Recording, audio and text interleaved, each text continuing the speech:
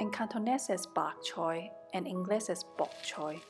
Es originalmente del sur de China y hoy vamos a freírlo estilo cantonés, como en mi casa. Hola, Daigaho, bienvenidos a Ross Cooking.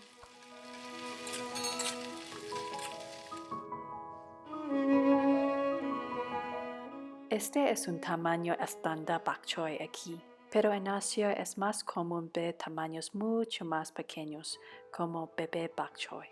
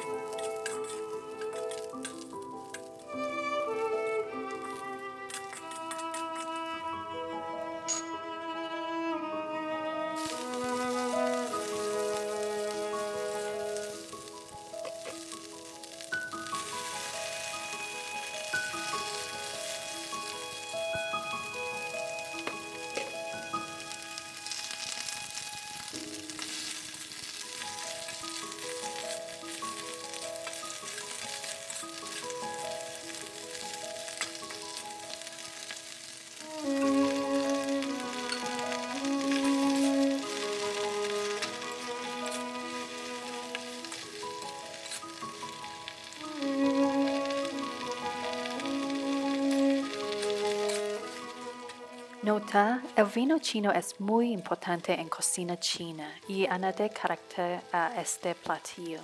Si no tienes, consíguelo y pruébalo. Verás que te encantará.